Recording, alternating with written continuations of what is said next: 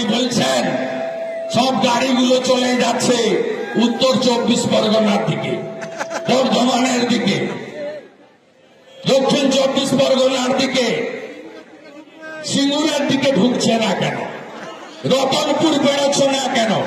রতনপুরও বেরোবে। আটার কারখানায় চুন সুরকি সাপ্লাই দেওয়া স্বামী স্ত্রী এখন ফাঁট দেখেছেন তো? পুরা বিড়ি খেত, গিটি লাগানো সাইকেল।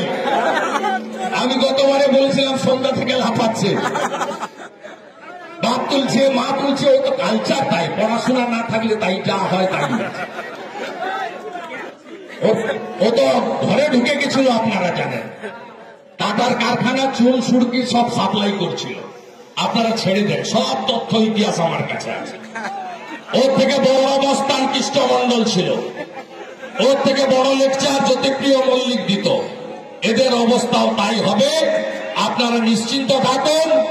আমরা নরেন্দ্র মোদীজিকে পশ্চিমবঙ্গ থেকে হাইয়েস্ট নাম্বার সিট দেব এবং নরেন্দ্র মোদী 400 সিট নিয়ে তিনি আবার ভারতবর্ষের ক্ষমতায় আসবেন। আর প্রকৃত রাষ্ট্রবাদী মুসলিম, আপনাদের কোনো সমস্যা নেই।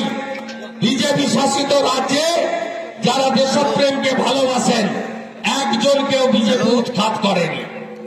আপনাদেরকে সবকা সাথ, সবকা বিকাশ, সবকা বিশ্বাস, সবকা প্রয়াস মোদীজির মন্ত্রে আমরা নিশ্চিতভাবে সকলকে নিয়ে, সকল দেশবাসীকে নিয়ে আমরা চলব। ডবল ইঞ্জিন সরকার হবে, আপনারা আয়ুষ্মান ভারত পাবেন। আমাদের ভিডিও ভালো লাগলে লাইক এবং শেয়ার করুন। কমেন্ট সেকশনে গিয়ে জানান আপনাদের মতামত। আরও ভিডিও পেতে আমাদের চ্যানেল সাবস্ক্রাইব করুন এবং প্রতি মুহূর্তে খবরের আপডেট পেতে প্রেস করুন বেল আইকন।